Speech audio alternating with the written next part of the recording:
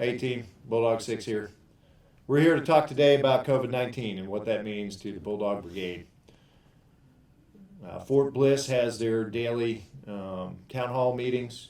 Our senior leaders are having press conferences every day, and there's a lot of great information coming out there. The purpose of this forum is to bring it down and talk directly on what it means to the soldiers and the families of Bulldog Brigade. Today we've got a panel, a medical panel, to talk about healthy work environment, healthy home environment, dispel some rumors, and talk about some processes. But we'll go around the table. Again, Colonel Cloutier, Bulldog 6. Hi, I'm Sergeant Major Braud. I'm Bulldog 7. I'm the Sergeant Major for the Bulldog Brigade. As we start this series of podcasts, and as we communicate with our families out there, just want to make sure that everybody understands that protecting our soldiers and families is our number one priority. And that's our number one priority because the Army is who the nation calls on when there's a crisis and when they need a problem solved. So protecting our soldiers and our families, that's how we allow ourselves to be able to achieve and accomplish whatever that next mission has to be. So the efforts that we're doing now is very important to keep our soldiers and families safe, so that if called upon, we can achieve whatever our next mission is. Right?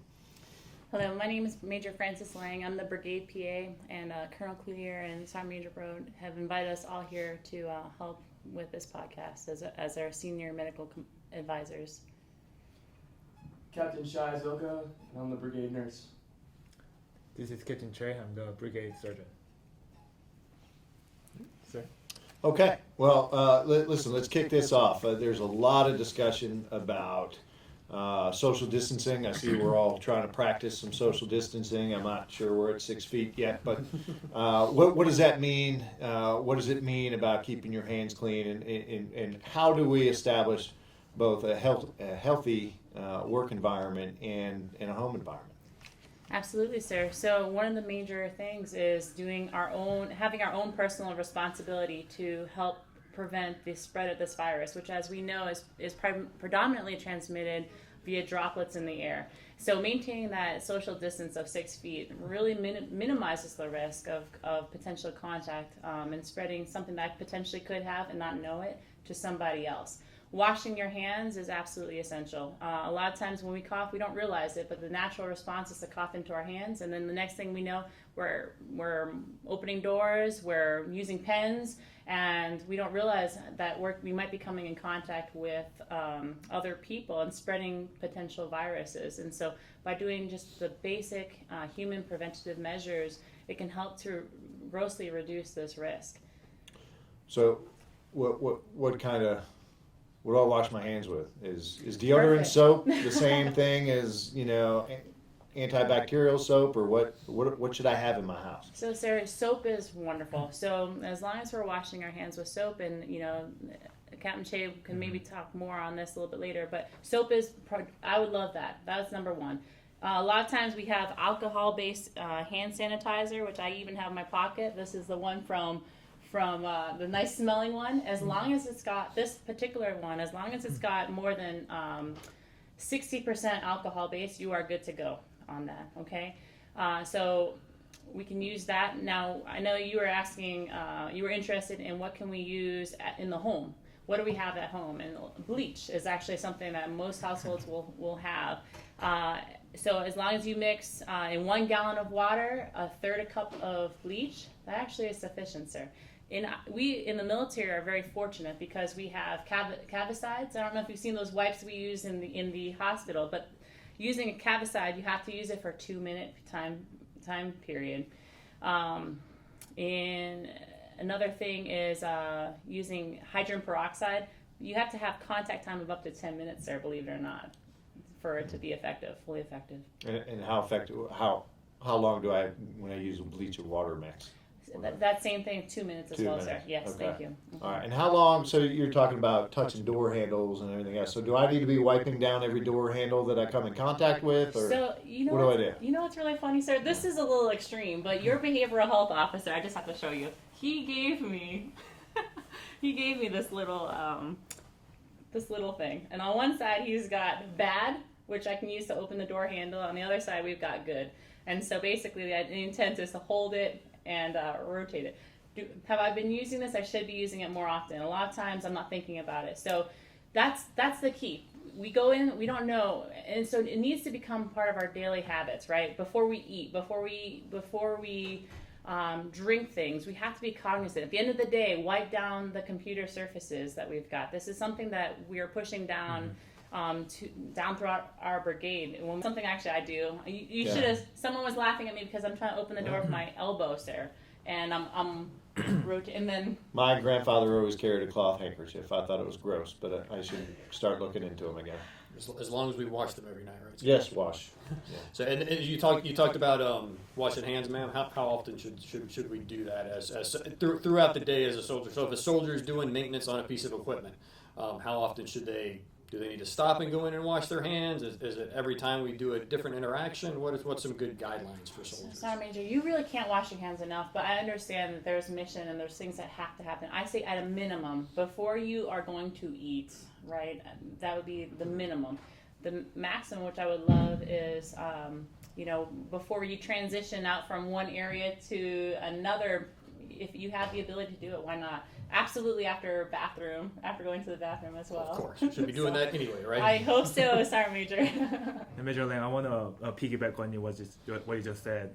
Great stuff, but also try to avoid touching your face, because the virus, if you touch surface that's been contaminated with the virus, the mode of transmission is not also droplets, but also you can transmit the virus by touching the surface and then bring it to your mouth or nose or eyes. Right. So trying to avoid touching your face is another way to prevent So if I touch a surface with virus on it, it's not gonna get into my system just touching my hand, right? It's got to get into my body somehow, which is normally through your touching your face. Yes, sir. So it will be mostly transmitted to the mucosa system, which will be your eyes, inside your nose, and the mouth.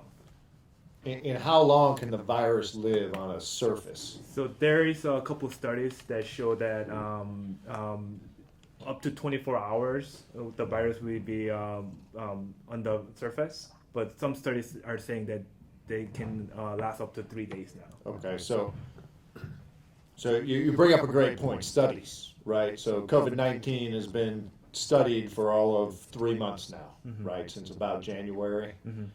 So who should we listen to? I mean, I'm going to listen to you, but there is so much out there that it does or it doesn't, or 24 hours versus 3 days. So what is the best location to go to if it's not this podcast? Who should I listen to? CDC, sir, and that's where we're getting all of our information. We go to. So everything you're saying today is coming off the CDC website, cdc.gov. Sir. Okay. So there are many studies that are conducted in the U.S. and then also outside the U.S., like China. So there are many cases, great informations, but many of them are contradicting right now.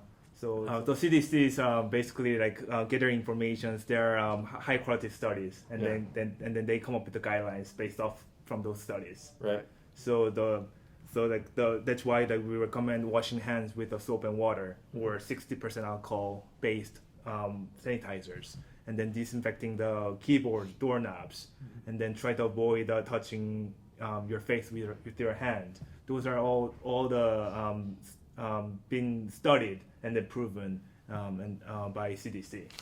So I think it's important then that we make sure that we're sharing good information, right, and not not sharing bad information on with the other hand. So so that to make sure that we're giving the right information to our soldiers coming out of the CDC, and then also we'd ask our soldiers as well to make sure that as you're sharing information across the formation, that you're sharing that good, accurate information that's coming out of the CDC, and probably not that thing that you just happen to have heard on the internet or on Facebook or on Instagram. Yeah. Or in your case, your adjutant, sir, he was asking if we could microwave something and have it be. And the answer is what? I say sure, go ahead and microwave it. Really? I mean, not enough studies, sir, but I told him Yeah. absolutely just don't ruin your food. Give it a try. Yeah. So, sorry, Major, great point. Rumors, right? So, what are the prevalent medical misinformation I won't call it disinformation because that's deliberate, but misinformation that has proven to not be true or not be reliable. So what have you heard, and what can we tell the Bulldog team what not to listen to? So one of the rumors that I want to correct this time is many people are thinking that if you're young, you don't get the disease, you're many times asymptomatic, and you'll do fine. I mean, it is true partially. So because like 80% of the people who are younger who get virus will do just fine, but there's also a couple cases where young people die from the complication of the disease. So I know a lot of soldiers in our brigade are young people, but we need to practice social distancing, not just for the soldiers, but for also family members as well. Right, because a soldier may be healthy and may not be affected by a particular virus, but they could spread that to someone who is more likely to be harmed. Is that correct, sir? Yes, sir. It's very major. Okay, great. Hey, there's one big question out there. You know, we have several pregnant soldiers, and they quite rightfully so are very concerned about their health and the health of the unborn child. What are the latest studies on their susceptibility and the dangers or hazards of being exposed to COVID-19 versus anybody else? Absolutely, sir. So actually, that was a question asked by one of the NCOs in charge of the DFAC, actually. What am I going to do about my pregnant soldiers? So according to CDC, sir, right now, there's not enough studies. That's the bottom line. There's not enough studies at this point about pregnant soldiers. They also recommend, especially for until we know more, to continue the same practices as everyone else, social distancing. Okay, so for the battalions and companies out there that are monitoring, you know, should we be helping our pregnant soldiers perhaps in the telecommute for the straight 14 days instead of day on, day off, or whatever other procedures the battalions are following? Or is it whether you are pregnant or not pregnant, will follow the same procedures? Whether you are pregnant or not pregnant, sir, follow the same procedures. Now, that being said, it is a commander's decision. So that's my recommendation, but they can choose if they are truly concerned that they can modify that.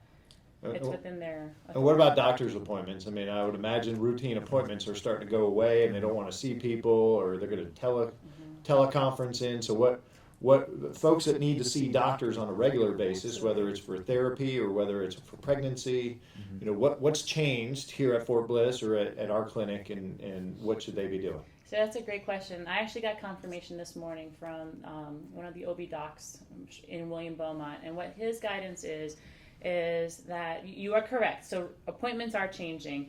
OB is one of those ones that's in the gray area. So if you are newly pregnant, which I actually anticipate a lot more of our newly pregnant soldiers. Not with social distancing at the home. I don't know. That's not my lane, sir. But if you become newly pregnant, call the clinic. They will get you seen, and they will handle this on a case-by-case basis. If you are under 23 weeks, you are going to be scheduled for an OB, and that confirms the date of basically the age, the estimated age. Okay, if you are over 23 weeks and without a ultrasound, you will be scheduled for that ultrasound. Now, if there's any acute issues, because there's a lot of issues that can happen during pregnancy with anything from headaches down to bleeding type issues there. If you have any acute issues, you can still call direct to that clinic, and they will determine whether we need to have you brought in at that point. So the bottom line, call the clinic. Things are changing on a rapid basis, even within 3rd Brigade too, sir. So for the latest information, just call the clinic. But the guidance as of today is that if you call, you will be handled on a case-by-case basis, and those ultrasounds should not be affected at this point. Okay. Good. So kind of like everything else, as there's lots of uncertainty and lots of rapid changes, the best answer is to call your supervisor, your doctor, call that person that's going to be able to put some clarity onto those gray areas that we're talking about. So in the case of pregnant soldiers, communicate frequently with their doctors if they have concerns. Soldiers stay informed through their chain of command and talking to directly to their supervisors. You got it, Sergeant Major. Okay. You bring up a great point. So we've been broadcasting the nurse health line hotline. If you're feeling symptoms of COVID-19, right, call this number, and they'll help walk you through assessments and whatnot. And I'll be honest with you, I'm a little confused. I just reviewed how many people we have in home quarters, how many people we have quarantined, how many, thankfully we've got no positive cases, but there's a lot of confusion out there. So for the Bulldog team, can you talk to us about the difference? And if I start feeling I am symptomatic, what do I do? All the way through, take us from there all the way through to before I potentially infect a whole bunch of people. What do I do? How do I get tested? Where do I go? And what happens? Absolutely, sir. So first, if you are having symptoms of COVID-19, such as a fever, shortness of breath, and a non-productive cough, and What's a non-productive cough? as in a dry cough, like you're coughing and nothing's really coming up, Okay. and you've been exposed to someone who is positive for COVID-19. So if you have both of those, you meet both those criteria, then you're able to be tested for COVID-19. Now, if you have a soldier that is presenting with upper respiratory infection, that just has a fever or is just not really feeling well, they're coughing, an option for them is to go to the aid station, which is located here in this building on the first floor, where sick calls from 5:30 to 6, where the medics will screen you, and then depending on what they see, they can recommend either you're going to be returned to duty, you'll be getting quarters, or you'll actually be able to be seen at Mendoza by one of the physicians, and then the correct medical care can be given for you. Now, if a soldier has been exposed to someone who is tested positive for COVID-19. Let me jump in for a second. So you said they go to sick call. Mm-hmm. So I'm here at sick. So tell me about sick call, because right now I see a bunch of sick people hanging out, possibly getting infected by COVID-19. So have you changed the way you're doing sick call Yes, here sir. at Bulldog Brigade? Yes, sir. So how we changed, we before they check in, we ask them the questionnaire: have they been traveled recently to any of the hotspots or been exposed to anyone who tested positive for COVID-19, and if they're having the signs and symptoms for COVID-19. If they answer yes to both of them, then we will isolate them and take the correct measures to get them to the care that they need, so that they don't potentially expose others to the virus. So talk to me about exposure, because there are a lot of people that are like, you got COVID-19, I'm going to get it too now. So like, if you've got it, how do I not get it and sit in the same room as you? Absolutely. So that's just a big concern for a lot of soldiers across our formation is, what's the definition of this close contact? So to get COVID-19, to spread it, if I have it right now, if anyone's within really 6 feet of me, you're within what they're going to call close contact. Or if you have prolonged exposure to me. So I have the symptoms, I've been exposed to someone who's positive, and now I'm coughing in this room, and you've been exposed to me for a long period of time, you're also going to have to be tested or isolated because you've been exposed to it. But if it's someone within the building that has tested positive for COVID-19, doesn't mean the entire building is going to have to be isolated or quarantined. It's only really if you're within close contact, and that's within 6 feet. Okay. All right. So back to sick call. Okay. So I went to sick call. I've answered 2 of the questions. Now, do I get tested automatically? So if you've answered no to either of the questions, then you'll just go and see the medics. But if you answered yes to both of those questions, you're going to be isolated. Okay. So if I've got, I'm just trying to internalize all this. So if I have a flu-like symptoms, but I haven't traveled to any of the hotspot areas and I haven't been in contact with any positives, I'm actually going to go see a medic and get screened, and they're not going to be all in their CBurn suit and Correct. spraying me down with Lysol. No, sir, they would Okay. not. They're just going to treat SAC, so if presenting with flu-like symptoms, they'll treat you for the flu-like symptoms. Okay. And then again, I think it's good that soldiers, talk to you, and communicate with the medical community about that, so that they're going to the right places and doing the right things, and that they don't, I think, self-select them, to like the colonel was talking about. Don't self-volunteer that I've got COVID if you haven't actually talked to a medical professional and gone through those screening criteria. So what about the families? I mean, what's the process for them? So it's a very similar process. So if they have been exposed and they are showing the signs and symptoms, they will, of course, be tested. How? How?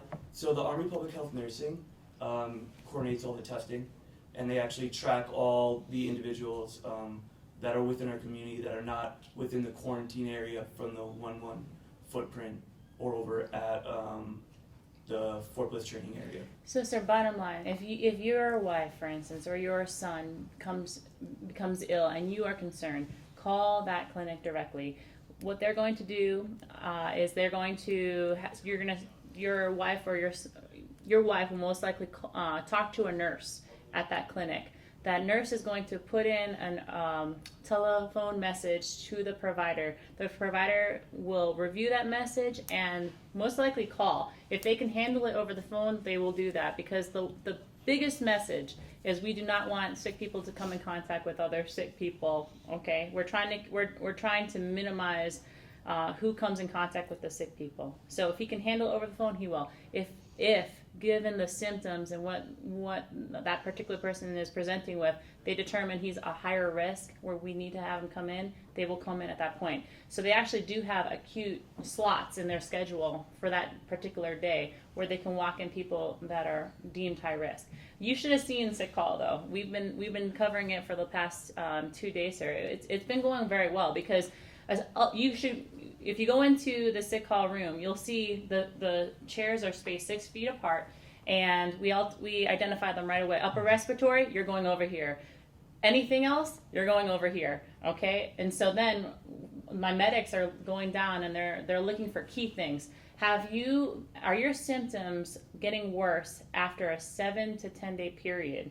So that's actually pretty huge. And the reason why 7 to 10 days is because most viral upper respiratory infections are going to get better within that 1 week period. But if they're not, I'm more concerned as a provider. So that's stipulation number 1. Stipulation number 2, they've got a fever. Okay. Stipulation number 3, they've got signs of respiratory distress. What is that? You know that little thing I put in your finger, sir? It's called the pulse ox. It tells me how well you're oxygenating. That's number 1. And number 2, I'm listening to your lung feel. If I hear anything that sounds abnormal, these are high risk, and you're going to be seen that day up at Mendoza Clinic right after sick call at 6:30. There's going to be a line. So we're trying to keep everyone else out of Mendoza. The only people that are going there are my sick people. So everyone else. So that's your acute. Let's say you twisted an ankle. Let's say you need a profile extension. Let's say you need medications. I'm going to handle that, and I can either do that telephonically, or I can handle that right then and there at sick call face to face. So I know that's long-winded, sir, because you ultimately asked about your wife and your child, but the bottom line for that, I just want to reiterate, call the clinic directly, and if they need to, if their symptoms are bad enough, they will be seen that day. Oh, great. Okay.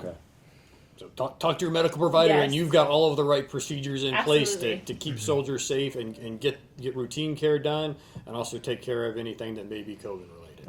For the home quarantine, sir, so this is actually something that should be minimized, because what we're doing is we're going through the S1 channels to identify who is coming off of leave from these hotspot areas or from Oconus.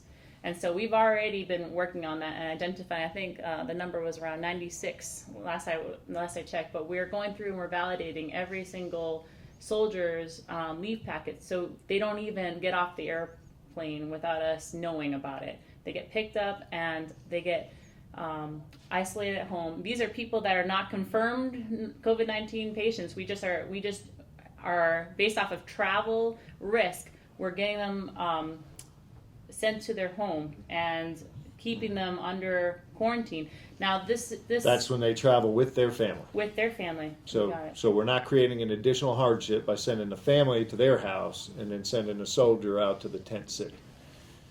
Correct, sir. Right. Yes, we That's want, home quarantine. You got it. That's Okay. home quarantine. Now, if you're a single soldier in the barracks and you're coming from Oconus or from one of these hotspot areas, or you've been exposed to a positive COVID-19 patient, you will be quarantined, and that's being headed right now by 1-1. So there's a couple locations where 1-1 is handling that, and that's going to be for a mandatory 14-day period, sir. Okay. So that's home quarantine. There's another stipulation of home quarters, which is also for a 14-day period.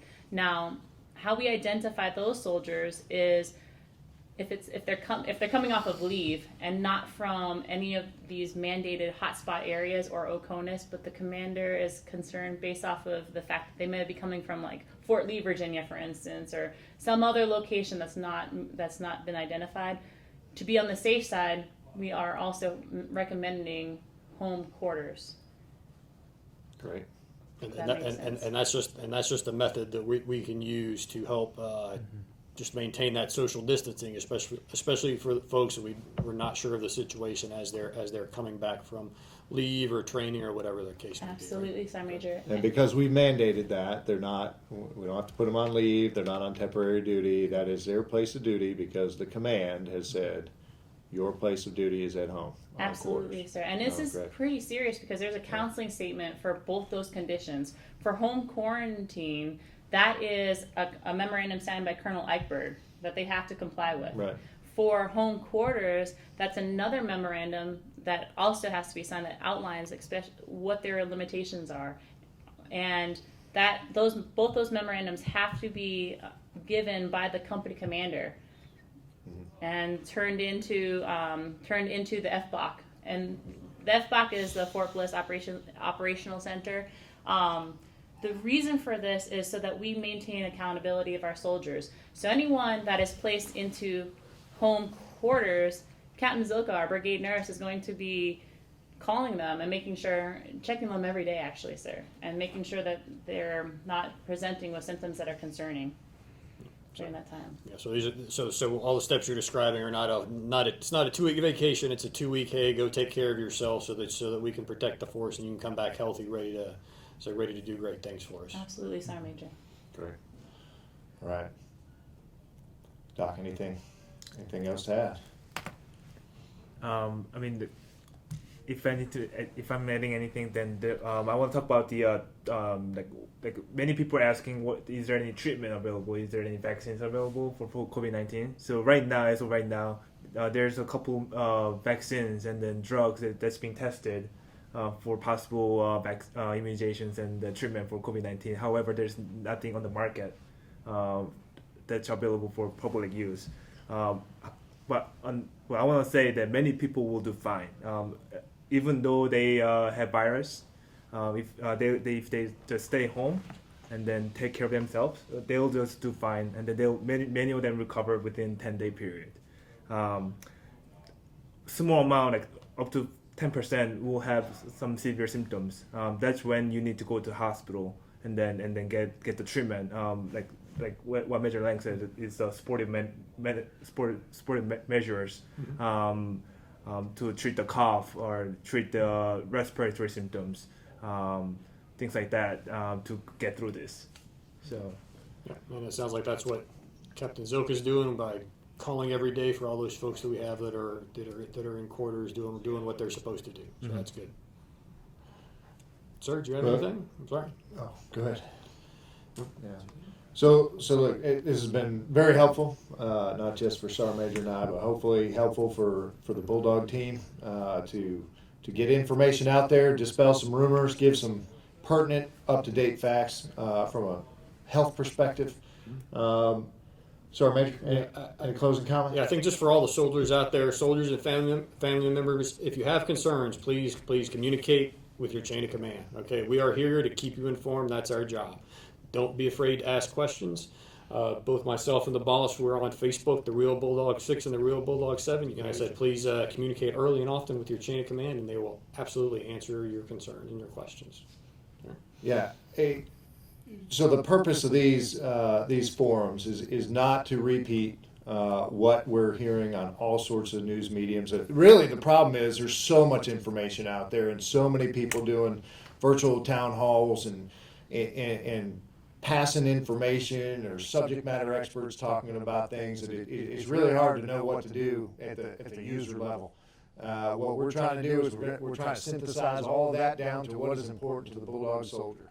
Our next event we're going to do, we're going to bring in some homeschool spouses that have been doing homeschool for anywhere up from a month to several years to help the Bulldog families out there cope with the school closures and having your kids at home. We're going to talk about what telework at the tactical level means. So it's not some random thing about calling in on your iPhone at work every 3 hours for accountability. So that's the purpose of these. So stay tuned for more of these forums. If you have something you want to explore, please write into our page and tell us. We want to hear about this. We'll bring in the subject matter experts. Sergeant Major and I are kind of jacks of all trades, but masters of none. So we'll bring the right people in to give you the right advice on how we're handling it at Bulldog Brigade. So thanks very much. Tune in for the next session.